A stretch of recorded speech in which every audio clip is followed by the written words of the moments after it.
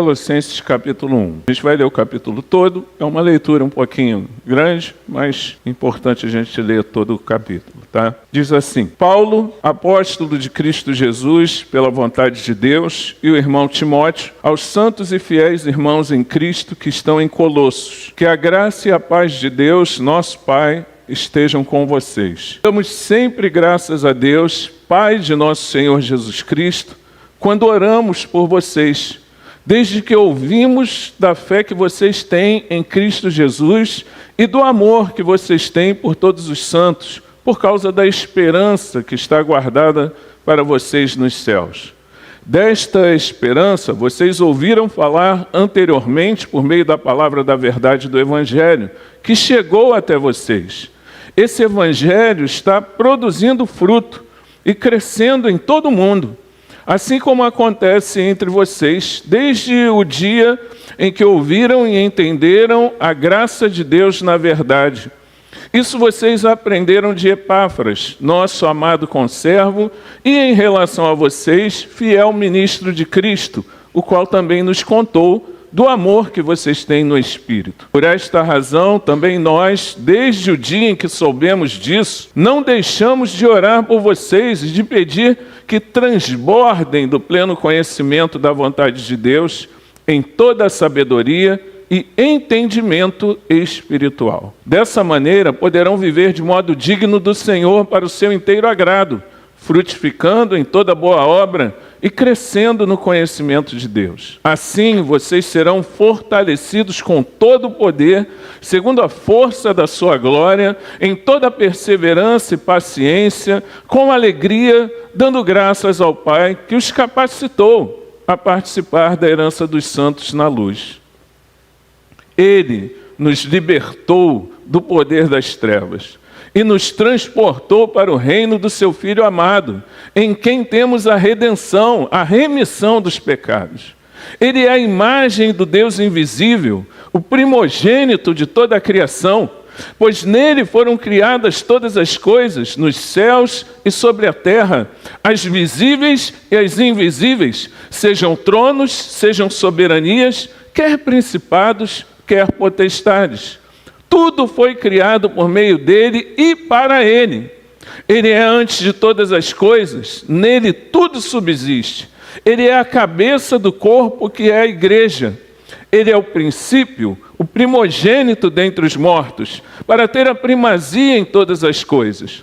Porque Deus achou por bem que nele residisse toda a plenitude, e que, havendo feito a paz pelo sangue da sua cruz, por meio dele, reconciliasse consigo mesmo todas as coisas, quer sobre a terra, quer nos céus.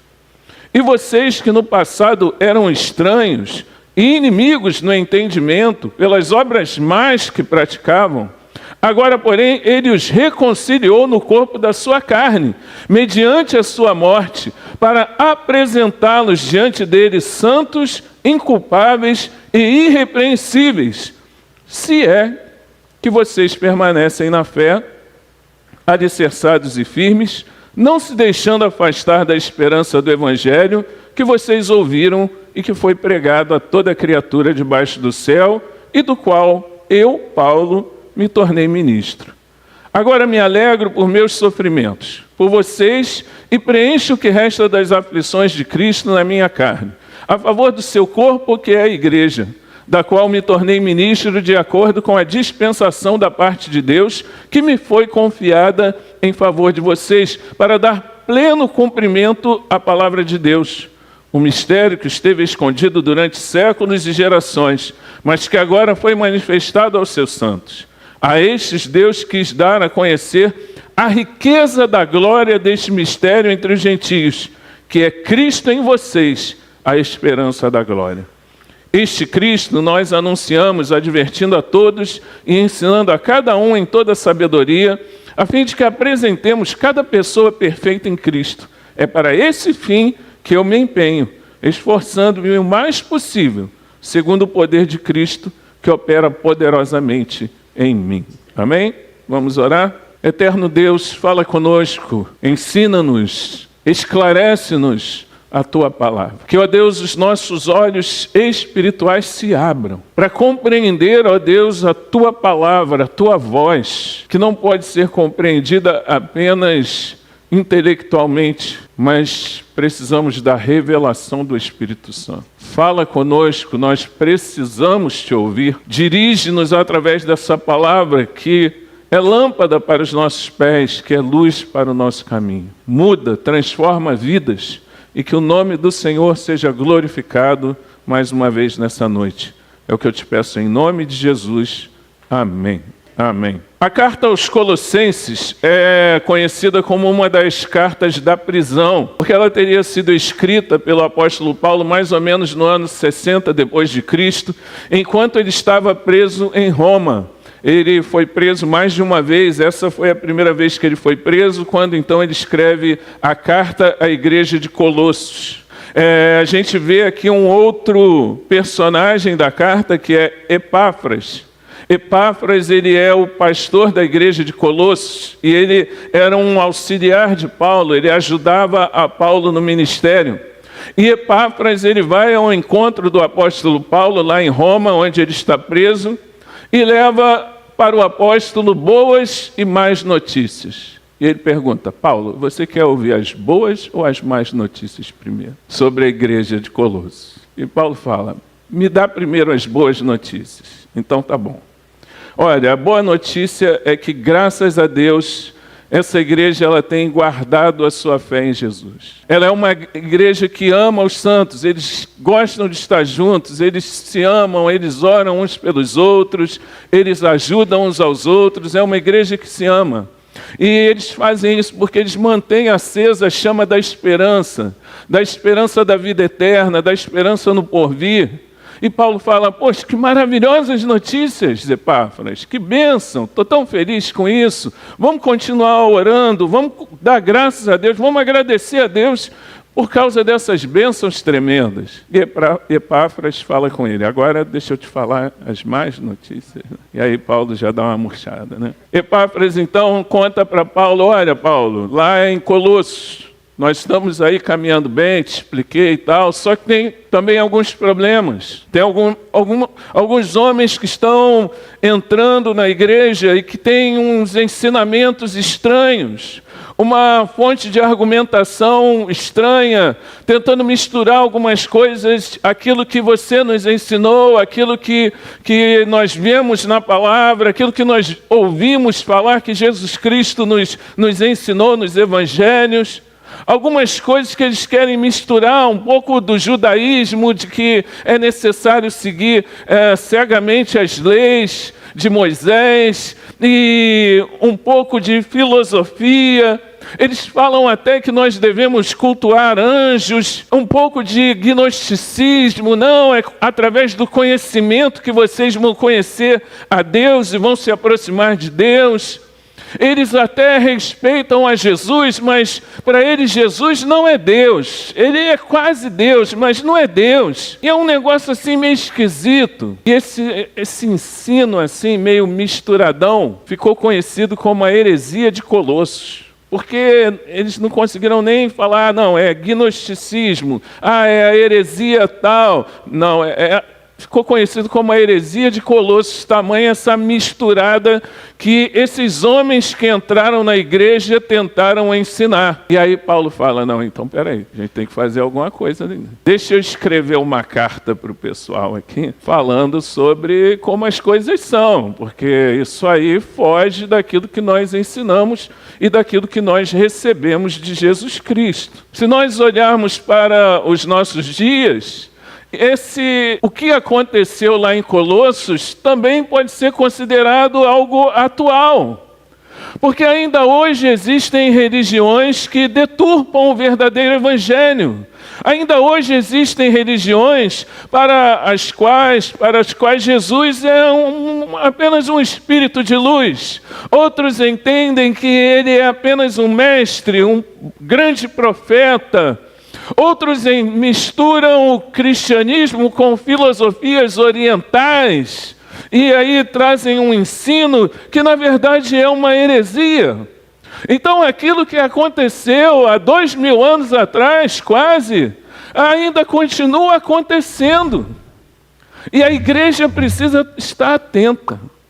Até mesmo dentro de igrejas conhecidas como igrejas evangélicas, nós vemos ensinamentos que muitas vezes são centrados no homem e não centrados em Deus. Nos nossos dias, irmãos, ensinos equivocados sobre a palavra de Deus. Na virada do ano, eu pude colocar lá no canal em que estava acontecendo uma virada evangélica num estádio e conduzida pela igreja. E a gente olha para isso e pensa, poxa, que bom, né? A igreja avançando, pessoas conhecendo o Evangelho.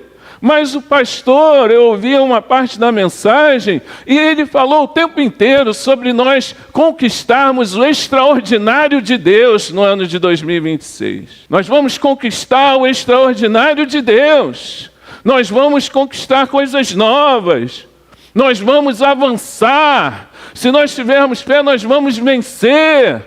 Nós vamos superar os nossos adversários. E ele não falou nada de errado num sentido amplo. Ele pregou sobre um texto bíblico, mas onde eu fiquei procurando, onde estava Jesus na mensagem dele? Você ter 50 mil pessoas ouvindo você e mais milhares de pessoas vendo você através do seu canal no YouTube, e você em nenhum momento mencionar que nós precisamos nos arrepender dos nossos pecados e de que nós precisamos da graça de Jesus nas nossas vidas e que somente através dele nós podemos ser salvos e que ele pode realizar uma transformação nas nossas vidas. Meus irmãos, me desculpe, mas eu acho que a gente está perdendo a oportunidade. Eu ouvi, eu pensei, eu acho que esse pastor perdeu a oportunidade. Porque não adianta a gente apenas, vamos ativar o extraordinário de Deus na sua vida,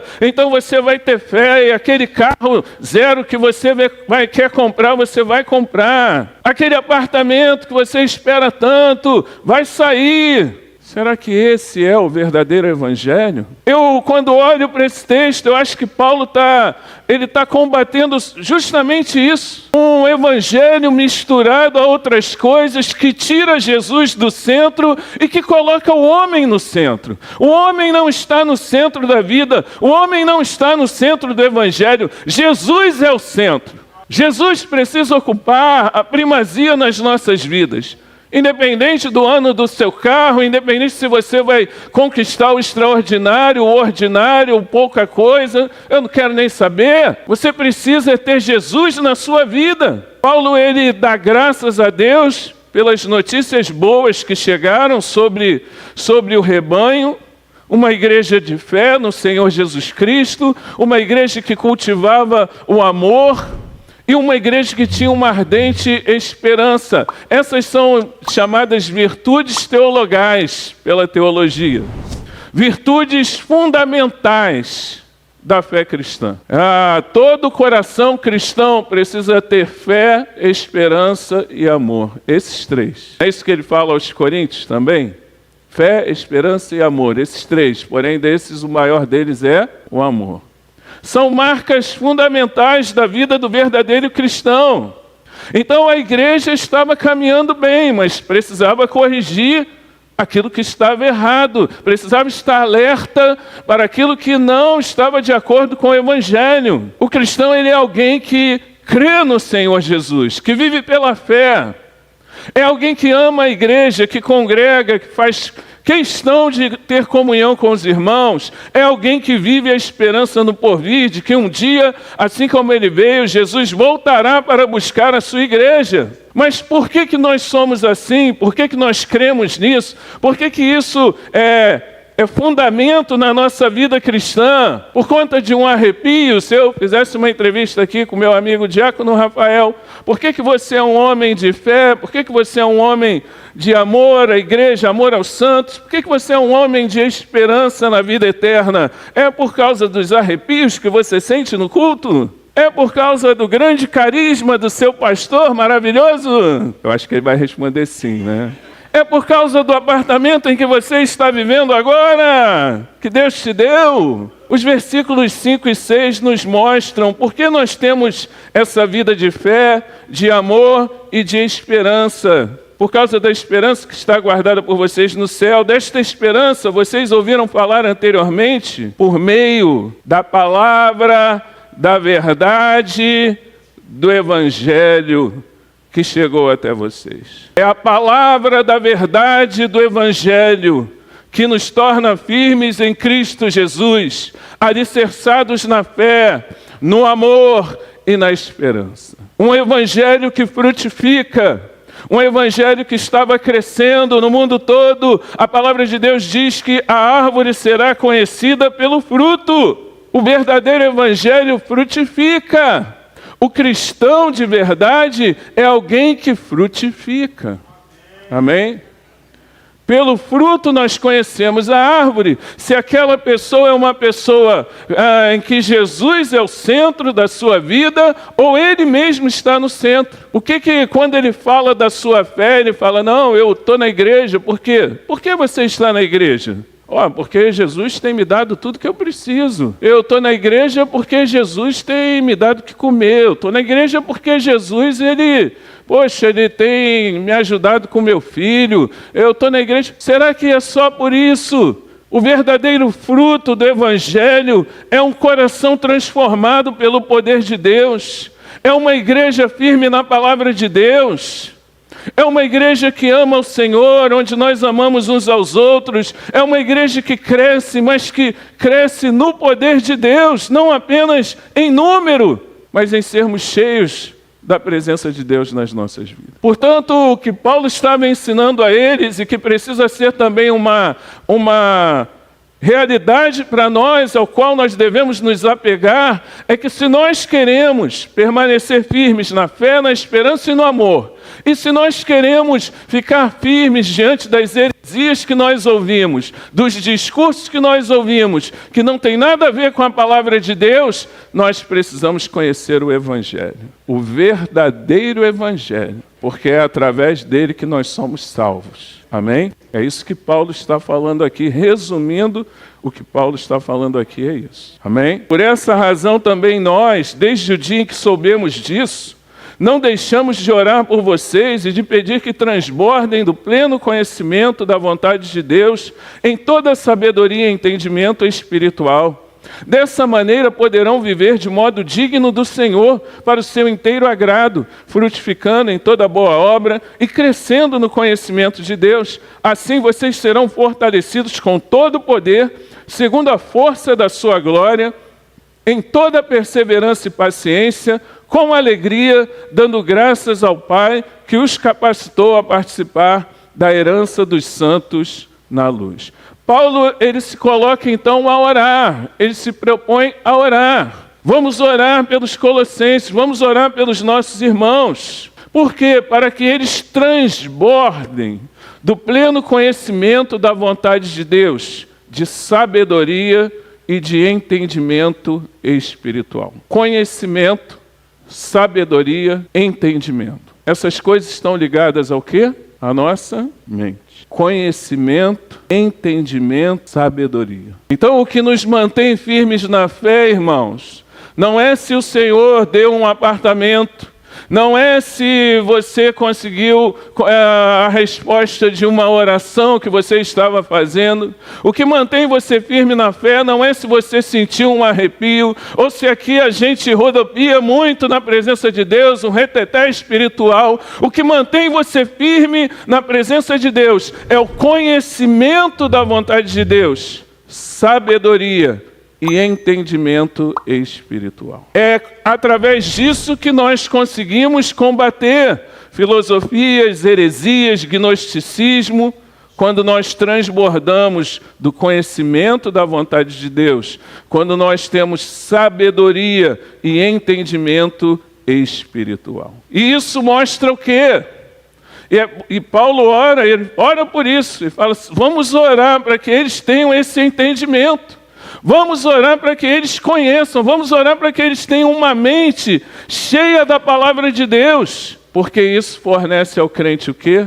Maturidade espiritual. Se nós tivermos maturidade espiritual, nós não vamos ser levados por qualquer vento de doutrina, porque a nossa casa vai estar firmada na rocha. Palavra de Deus, evangelho, conhecimento bíblico. Quando chega uma heresia, eu ouço, isso aí está estranho, hein? Deixa eu ver aqui o evangelho, se é isso aqui que está escrito aí que tu está falando. Não acho que não é não. Maturidade espiritual. E muitas vezes nós vemos os crentes sendo levados por qualquer coisa, porque lhes falta maturidade espiritual. E aí ele pula de galho em galho, vai de igreja em igreja. Ele quer aquilo que o enche, ele quer movimento. E ele vai se alimentando daquele movimento, ao invés de se alimentar da palavra de Deus, ao invés de buscar entendimento espiritual, ao invés de andar, viver no Espírito, como a palavra de Deus nos ensina. E aí, quando você é uma pessoa de conhecimento da vontade de Deus, uma pessoa sábia aos olhos do Senhor, uma pessoa que tem entendimento espiritual, você vai saber fazer escolhas na sua vida. O pastor não vai precisar estar lá na sua casa te dizendo toda hora o que você tem que fazer, porque você vai entender de Deus aquilo que você precisa fazer. Não é que eu não posso dar um conselho a você, te ajudar, não é nada disso. Claro, estou aqui para isso, para ajudar. Será que não é melhor você fazer isso? Vamos pensar sobre isso, vamos orar sobre esse assunto. O que eu estou falando é que você tem a sua fé em Deus e você anda sozinho, você caminha sozinho bem. Por quê? Porque você é uma pessoa madura espiritualmente. Por quê? Porque você conhece a palavra de Deus, porque você tem entendimento espiritual, porque você tem uma vida no altar de Deus. Para quê? Para que você tem esse conhecimento? Porque dessa maneira poderão viver de modo digno do Senhor para o seu inteiro agrado, frutificando em toda boa obra e crescendo no conhecimento de Deus. Assim, vocês serão fortalecidos com todo o poder, segundo a força da sua glória, em toda perseverança e paciência, com alegria, dando graças ao Pai, que os capacitou a participar da herança dos santos na luz. Para que a gente consiga viver de modo digno do Evangelho, dando fruto, crescendo no conhecimento de Deus.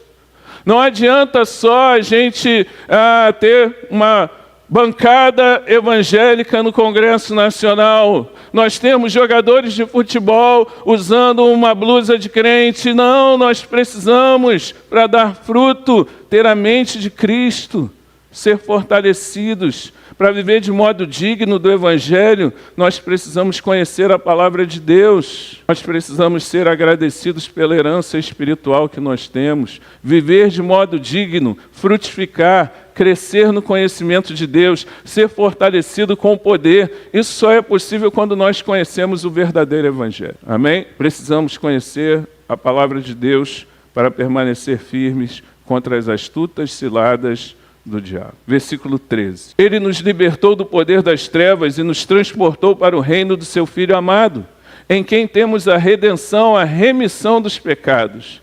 Aí agora a gente vai ver o que ele fez por nós e quem ele é. Nós temos fé, esperança, amor nas nossas vidas, porque nós conhecemos a palavra de Deus, e porque nós conhecemos a palavra de Deus, nós conseguimos viver de um modo digno na presença do Senhor, nós frutificamos em toda boa obra, nós crescemos no conhecimento de Deus. Então, porque nós temos sabedoria, conhecimento de Deus, nós podemos agora viver aquilo que o Senhor tem para nós, entender quem Ele é e o que Ele fez por nós. Versículo mostra o que Ele fez por nós. Ele nos libertou do império das trevas. Ele nos libertou de uma vida de escravidão e morte. Nós estávamos sob o domínio do inimigo, sob o domínio do diabo, que queria a nossa morte eterna. Mas Cristo nos tirou do império das trevas e nos transportou para o reino do seu Filho de amor. Já não somos mais escravos, agora nós somos livres em Jesus.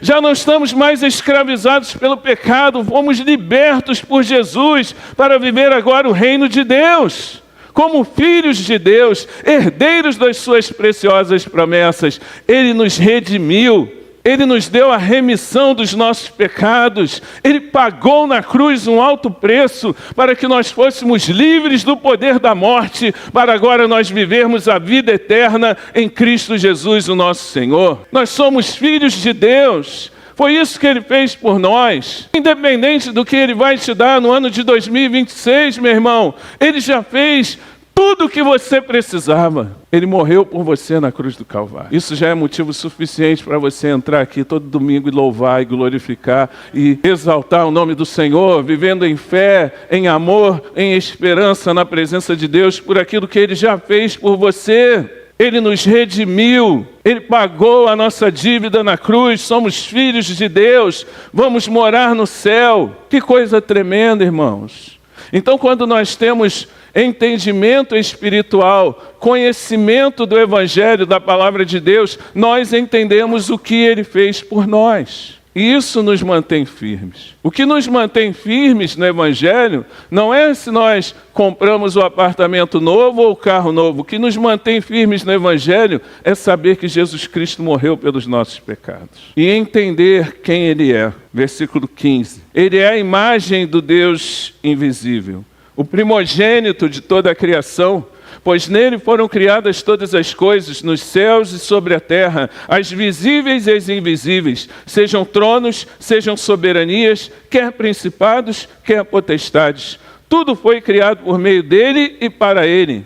Ele é antes de todas as coisas, nele tudo subsiste. Ele é a cabeça do corpo, que é a igreja. Ele é o princípio, o primogênito dentre os mortos, para ter a primazia em todas as coisas. Porque Deus achou por bem que nele residisse toda a plenitude e que, havendo feito a paz pelo sangue da sua cruz, por meio dele, reconciliasse consigo mesmo todas as coisas, quer sobre a terra, quer nos céus. Então, quando nós temos entendimento espiritual, conhecimento da vontade de Deus, sabedoria, nós entendemos o que Jesus fez por nós. E nós entendemos quem Ele é. Ele é a imagem do Deus invisível. Ele falou para Filipe falou, Jesus, então se Tu és o Senhor, mostra-nos o Pai. E Jesus falou para ele, quem me vê a mim, vê o Pai. Hebreus diz que Ele é a exata expressão da glória de Deus.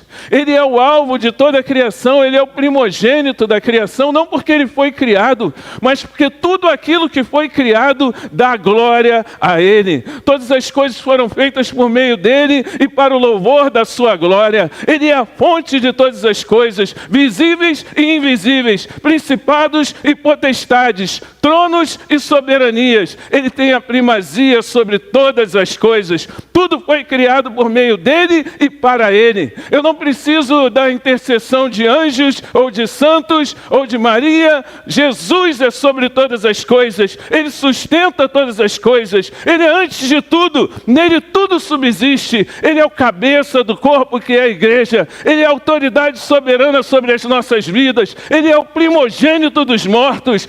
Nele reside toda a plenitude de Deus. E através do seu sangue derramado na cruz, hoje eu sou salvo e eu tenho paz com Deus. É por isso que nós estamos aqui, irmãos. Não por causa do extraordinário de Deus que eu vou viver em 2026. O extraordinário de Deus já foi feito por mim quando Jesus morreu por mim na cruz do Calvário. É claro que eu desejo que coisas tremendas aconteçam na sua vida, milagres aconteçam na sua vida, que Deus faça o extraordinário, que Deus faça maravilhas no seu casamento, na vida dos seus filhos, lá no seu emprego, que você vença os seus desafios. Louvado seja o nome do Senhor. Mas o extraordinário de Deus já foi feito por mim, quando Jesus morreu por mim na cruz do Calvário. E eu tenho agora anos para poder exaltar, louvar, engrandecer o nome daquele que morreu por mim. Para isso nós precisamos viver um cristianismo, e era isso que Paulo estava falando aos Colossenses, resumindo em que Jesus está no centro das nossas vidas. Fique preocupado quando você ouvir um evangelho em que Jesus não está no centro, em que ele tenta colocar o homem no centro, a vontade do homem no centro, os desejos do homem no centro. Fique preocupado com isso. Ouça, pense bem se é aquilo mesmo. Jesus está no centro. A vida do crente é centrada na pessoa de Jesus Cristo. Foi Ele quem nos tirou do império das trevas. Ele está no centro. Talvez, por algum motivo, na sua vida, Jesus ainda não esteja no centro. E você precisa avaliar isso. Talvez os seus estudos estejam no centro. Talvez uma namorada, um namorado esteja no centro. Talvez seu filho esteja no centro, talvez algum prazer esteja no centro, talvez as suas opiniões sejam mais importantes e estejam no centro. Mas Jesus precisa estar no centro da sua vida se você quer viver o verdadeiro evangelho. Jesus precisa estar no centro da sua vida.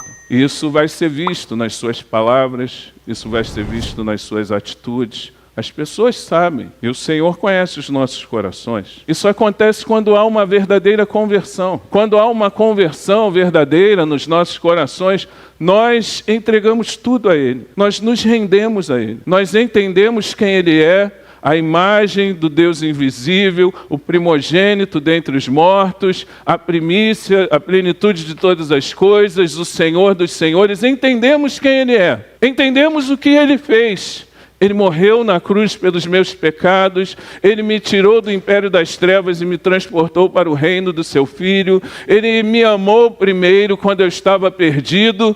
E o que nós fazemos agora? Nós rendemos a Ele tudo que nós temos e tudo que nós somos. Nós nos curvamos diante da sua grandeza e nós falamos: Jesus, eu te entrego a minha vida, eu te entrego o meu coração. Toma a minha vida, ocupa o centro. Ocupa o centro e que, através de Jesus no centro, todas as áreas da minha vida sejam abençoadas. Através de Jesus no centro, o meu trabalho vai ser abençoado, porque Jesus vai me dirigir no meu trabalho. Através de Jesus no centro, a minha família vai ser abençoada, porque ela vai ser uma família de Deus, e Ele vai estar no centro me ensinando, me ajudando como conduzir a minha casa. Jesus no centro da sua vida, através de uma verdadeira conversão. Traga Jesus para o centro da sua vida. Deixe Ele governar a sua vida nesse ano de 2026. Nós estávamos perdidos, separados de Deus, antes da salvação em Jesus. Mas agora, o mistério que esteve oculto por muitos séculos, por muitas gerações, foi manifestado aos seus santos. A estes Deus quis dar a conhecer a riqueza da glória deste mistério entre os gentios, que é Cristo em vocês, a esperança da glória. Que coisa maravilhosa, irmãos. Amém? Que os seus alicerces em 2026 sejam firmes, que os seus alicerces estejam no Evangelho, e com isso você se torne uma pessoa madura na sua fé, com entendimento, sabedoria, conhecendo a vontade de Deus, para viver de modo digno o Evangelho, para viver a plenitude de Deus, para viver a fé, a esperança e o amor, através do Evangelho. Não é fácil ser crente, muitas vezes enfrentamos lutas, aflições, desanimamos, às vezes falta vontade de orar, de vir à igreja, mas nós estamos alicerçados, porque Jesus está no centro. Amém, irmãos? E se nós fizermos isso, nosso ano de 2026 vai ser uma bênção. Você vai crescer espiritualmente, o Senhor vai usar a tua vida e você vai causar impacto de verdade na nossa geração. Amém? Vamos ficar em pé.